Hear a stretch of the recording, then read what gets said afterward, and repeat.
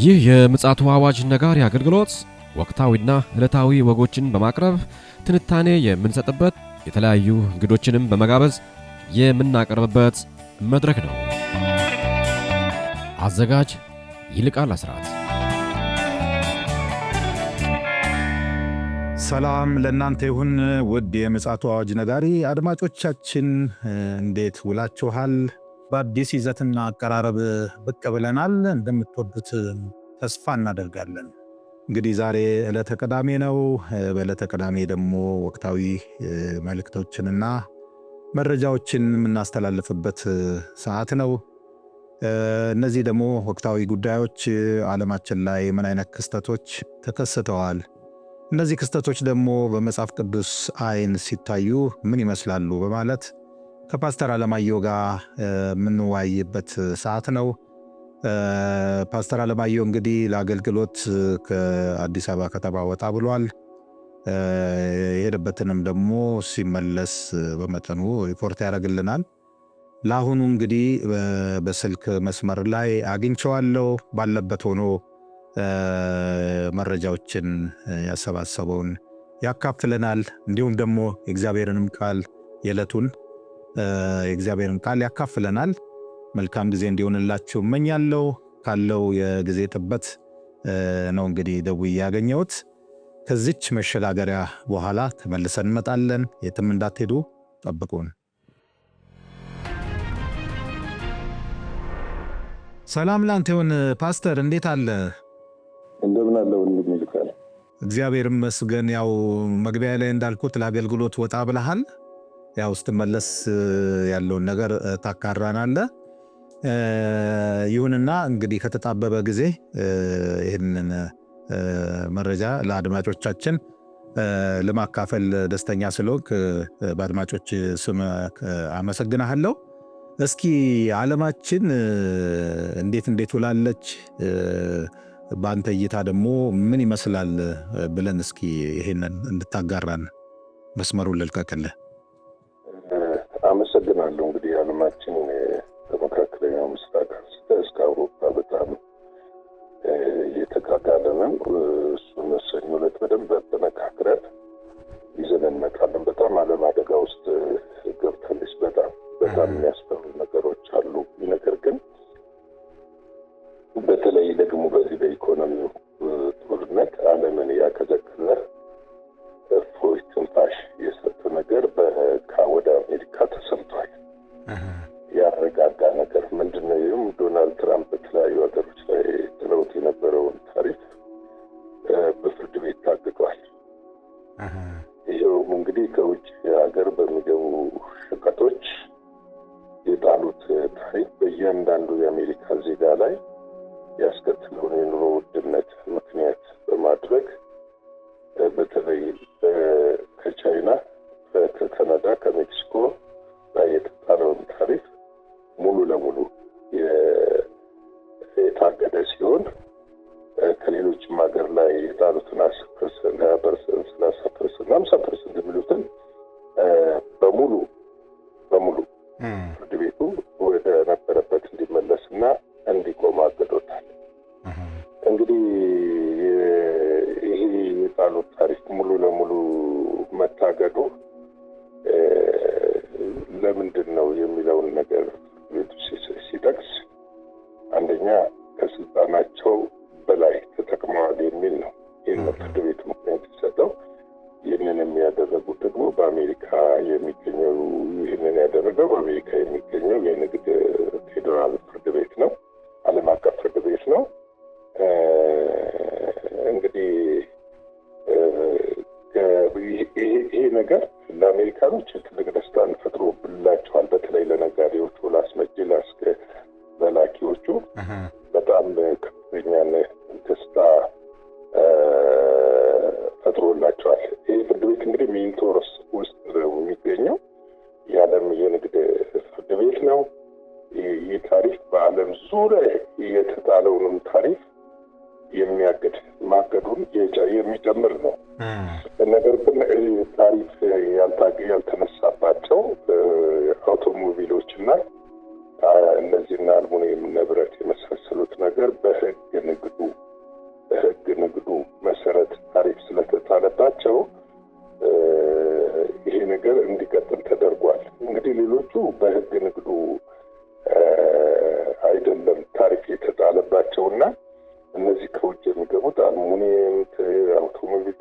ተሽከርካሪዎች፣ ብረቶች ታሪፉ 20% ተጥሎባቸው ስለነበረ ያ እንዲቀጥል ፍርድ ቤቱ ወስኗል። እንግዲህ በዶናልድ ትራምፕ አስተዳደር ከፍተኛ ድንጋጤ ውስጥ ከተታቸው ሲሆን ወዲያውኑ ይግባኝ ጠይቀዋል። እንግዲህ ይግባኙ ወደ ፌዴራሉ ከፍተኛ ፍርድ ቤት ሄዷል እና እንግዲህ ለሸማቹና ለነጋዴው እፎይታና ደስታን የፈጠረው ነገር ይቀለበስ ሲሆን በዛው ይጸና ይሆን የሚለውን ነገር ወደፊት የምናየው ይሆናል። እንግዲህ ዶናልድ ትራምፕ ይህንን የታሪፍ እርምጃ የወሰዱት የአደጋ ጊዜ አስቸኳይ ኢኮኖሚያዊ ወይም ደግሞ ፖለቲካውን በመጠቀም የአደጋ ጊዜ አስቸኳይ ፖለቲካዊ ኢኮኖሚ ስልጣን በሚል የጣሉት ሲሆን በዚህ ስልጣንም ቢሆን ኢኮኖሚውን የማይመለከት መሆኑን ፍርድ ቤቱ አንቀጽ ጠቅሶ አስረድቷል። ይህን ጉዳይ የሚመለከተው የአደጋ ጊዜ አደጋ ላይ ወድቃለች የሚለውን የሀገሪቱን ጠቅላላ ሁኔታ ተመልክቶ ምክር ቤቱ ነው መወሰን የሚችለው። እዚህ ላይ ምናልባት አክለ እንድትነግረን የፈለኩት ምንድን ነው፣ አሁን ይሄ የፍትህ አካል የሆነ ተቋም እዚህ ደረጃ ላይ ሊደርስ የቻለበት ምክንያት እኛም ባለፈው ዘግበነዋል። ከካቢኔ አንዱ የሆነው ኤሎን ማስክ ራሱን በማግለሉ ይሆን እንዴ? ምናልባት ወደፊት ላይ አደጋ ታይቷቸው ይሆን የሚለው መልስ የሚያሻ መሰለኝ እና እንደው እስኪ እናክለ ታብራራ።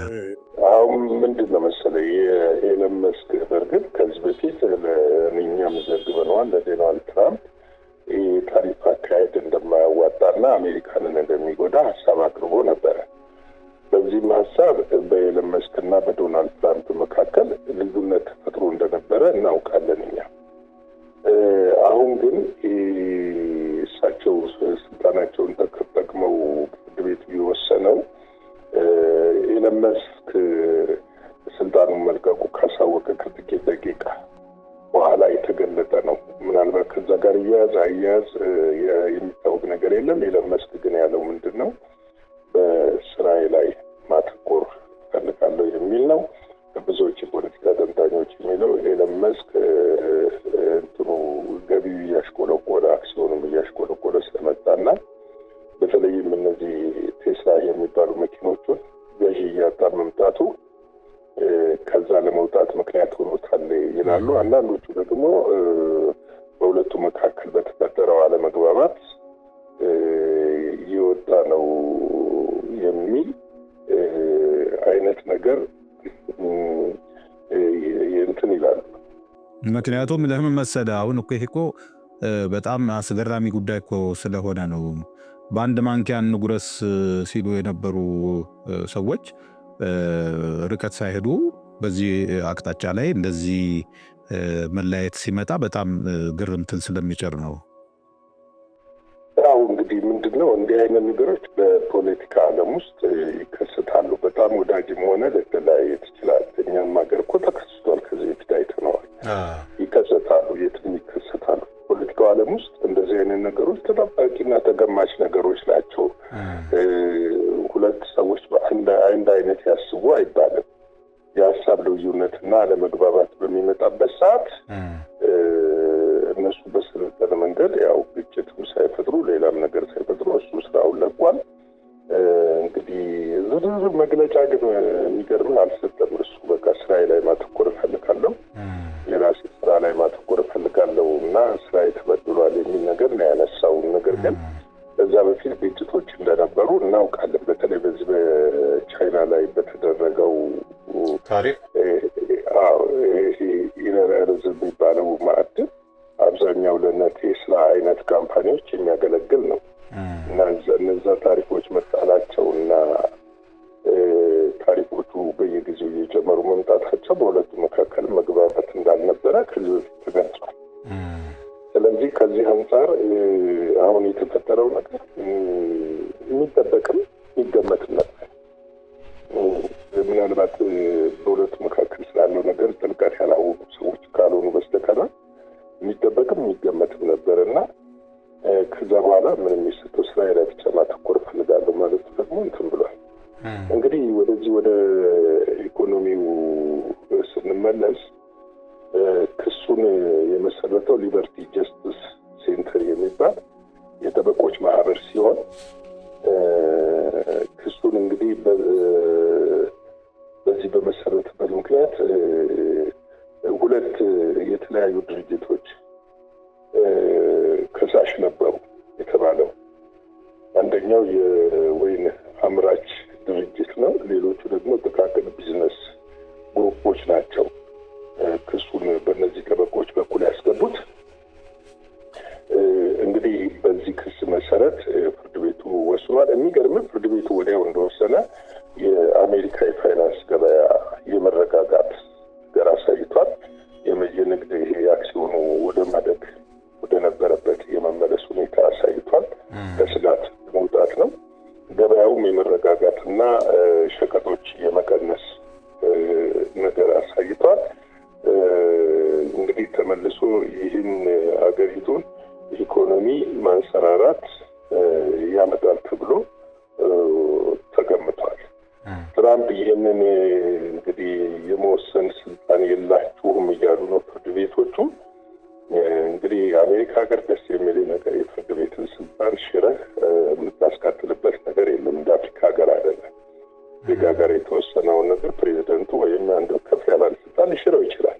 የፍርድ ቤት እዛ እንደዛ ማድረግ አትችልም፣ በፍጹም ማድረግ አይችልም። እኔ እንደሚመስለኝ ከፍተኛ ፍርድ ቤቱም የሚያጸናው ይመስለኛል። ምክንያቱም አሁን የህዝቡን፣ የነጋዴውን፣ የኢኮኖሚውን መረጋጋት፣ የገንዘቡ ዋጋ ወደ ነበረበት መመለስን ተመልክቶ ምንም ይግባኝ ብለው ቢሄዱ ፍርድ ቤቱ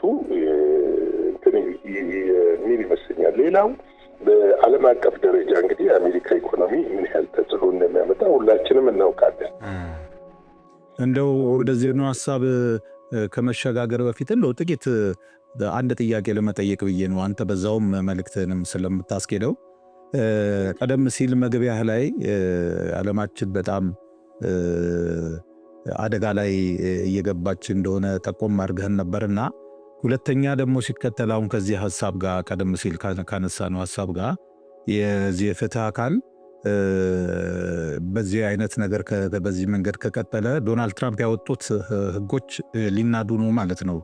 በተለይ ይሄ ኢሞራሊቲ ላይ ስነ ጾታ ላይ ያው ብዙ አንስተናልና እነዚህ በተለይ እነዚህ በተመሳሳይ ጾታ ላይ ምንድነው ያስቀመጡት ገደብ እሱ ሁሉ አደጋ ላይ ሊወድቅ ይሆን ወይ የሚል ጥያቄ ስለሚያጭር እንደው አስከተለ ይሄንንም እንድታስከትል ብዬ ነው።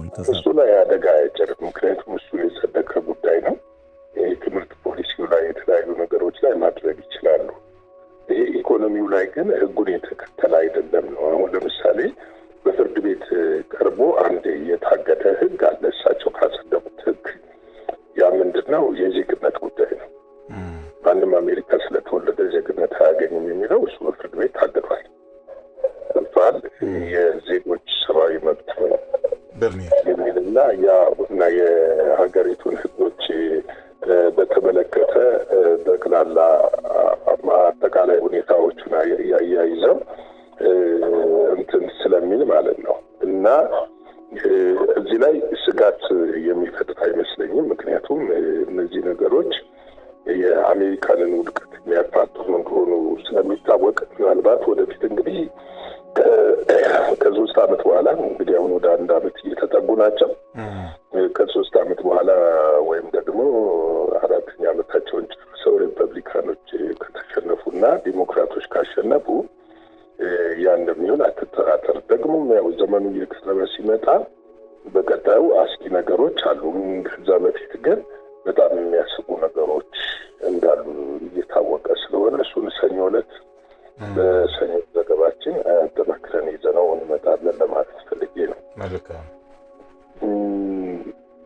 እንግዲህ ወደ እግዚአብሔር ቃል እንሂድና እንግዲህ እኔና አንተ የቆምንበት የኛ ከኛም በኋላ ያለው ትውልድ የቆመበት የመጨረሻው ዘመናም አመላካት ብቻ ሳይሆን ላይ እንዳለን በግልጽ የሚያሳዩ ነገሮች እየተከሰቱ ነው አሁን ላይ ያሉት ነገሮችና በተለይም በዓለማችን ላይ ትልቅ የወንጌል ሪቫይቫሎች እየተነሱ ነው ያሉት። እናንተም በዜናችሁ ዘግባችሁት ነበር ታስታውስ ከሆነ በአውሮፓም በኤዥያም በሀገራችንም ገጠር የመጨረሻው ገጠር ድሮ ወንጌል አይደርስባቸውም ተብሎ የተባሉ ጠረፎች ድረስ ወንጌል እየሄደ ነው ያለው። ሚሽነሪዎች እየሄዱ ነው ያሉት። በጣም የተማሩ ወጣቶች አሁን ከተማውን የመልቀቅ ባህሪ ይታይባቸዋል።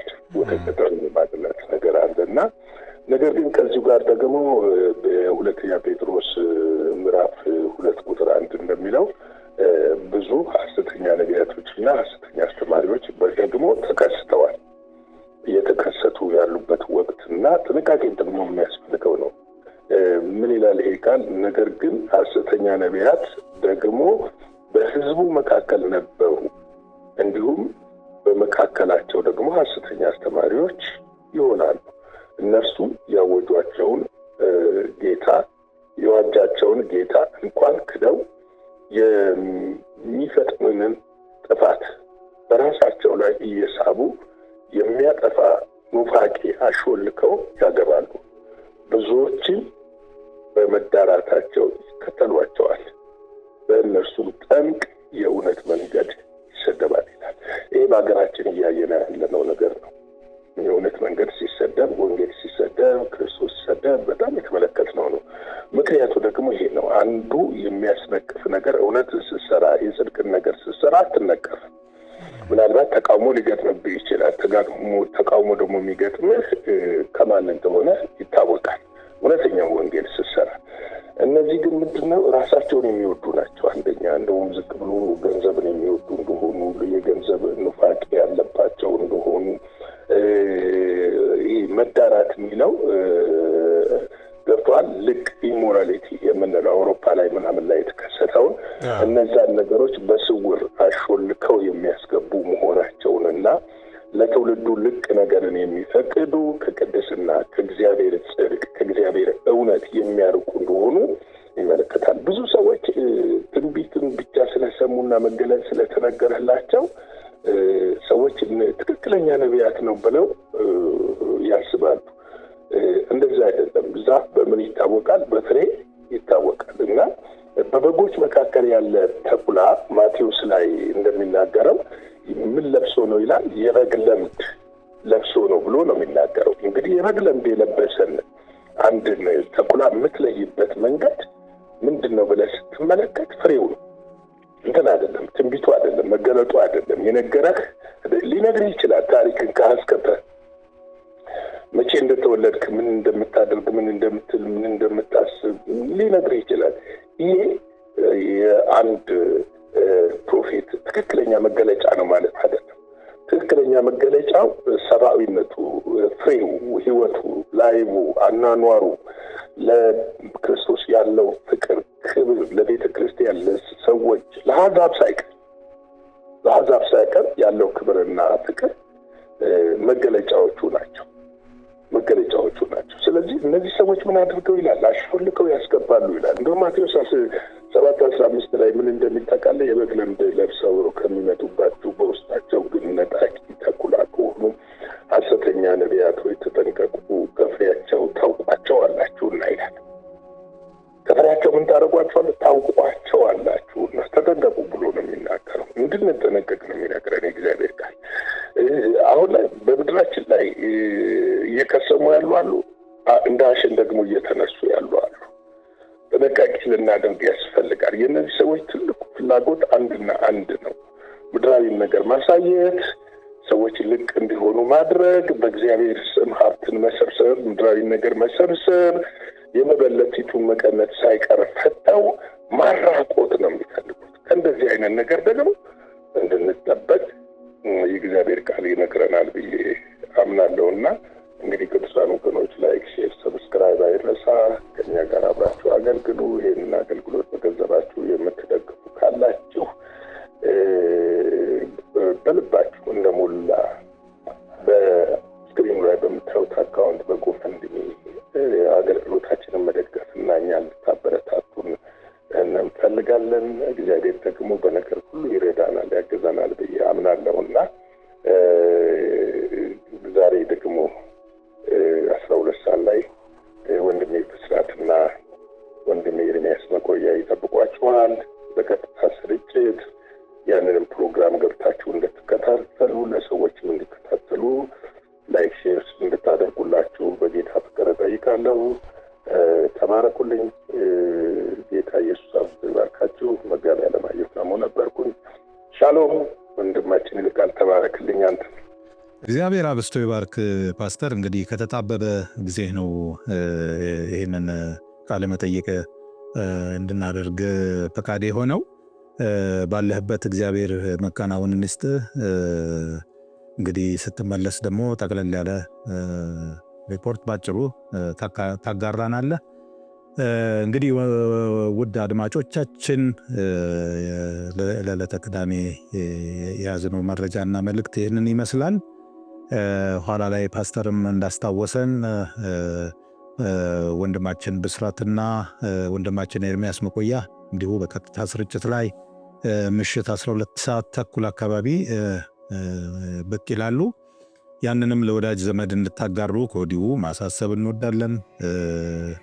እንግዲህ እግዚአብሔር ስም የተባረከ ይሁን። የዕለቱ መረጃችን ይህን ይመስላል። በኋላ እስክንገናኝ እንግዲህ መልካም ጊዜ እንዲሆንላችሁ እመኛለሁ። ይልቃል አስራት ነኝ ከዚህ ከምፅዓቱ አዋጅ ነጋሪ አገልግሎት። አዘጋጅና አቅራቢ ይልቃል አስራት ነበር። ለዛሬ ያዘጋጅንላችሁ ይህንን ይመስላል። በሌላ ጊዜ በሌላ ርዕሰ ጉዳይ እንገናኛለን። የምፅዓቱ አዋጅ ነጋሪ አገልግሎት። መልካም ጊዜ